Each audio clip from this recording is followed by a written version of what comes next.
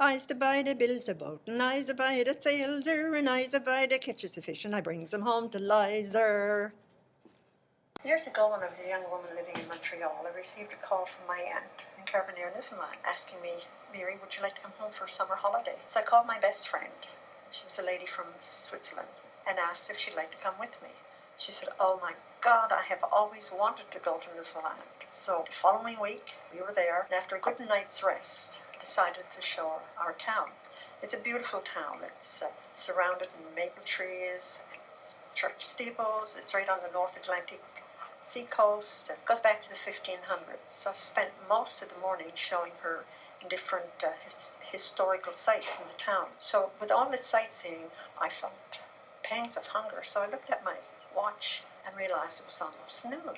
So I said to my friend Regula, we had a fine dinner. I said, well, it's a traditional dinner here in Newfoundland that they have about noon across the island. It consists of cabbage and potatoes and turnip and carrots and onions and salt beef. And I said, on the top there's a pudding which is in a bag. It is steamed. It's usually a blueberry pudding, and it's served for dessert after with blueberry sauce over it.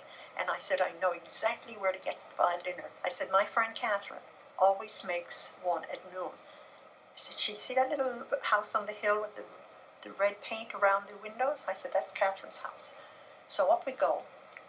I opened the door, porch door, and sure enough, the scent of the boiled dinner, God, she said, that's making my mouth water. So I took her over, took the top off the boiler. I said, sit down, I'll get you a plate. So I went to the cupboard and I got two of the largest plates I could find. And I dished up a big plate for her and a big one for me, and we were scoffing it down when all of a sudden the room went dim. I looked up and saw a woman, probably about 300 pounds, standing in the doorway with her hands on her hips. And she was looking very crooked. I figured, well, she's a friend of Katherine's. So I said, hi. She didn't answer. I said, so where's Katherine? She said, I wouldn't know. She lives next door. Well, we were out of there like a shot. Almost knocked Mrs. over. The only thing kept her standing was her 300 pounds.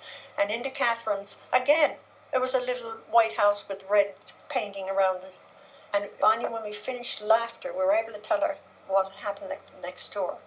She said, you couldn't have done it to a better person. She said, she's the most miserable sod on the whole hill. And years later, Regula was to tell me that whenever she had a bad day, all she had to do is think of that day and that boiled dinner, she said, and she could sit down and just lose it again. So I said, I'm glad you enjoyed it. No regrets, I hope. She said, well, yes, one.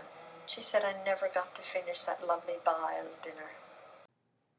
I don't want your maggoty fish, that's no good in winter. I can get as good as that down in Bonavista. Sally goes to church every morning, not to sit nor listen nor hear, but to see the fella from Fortune what was down here fishing last year.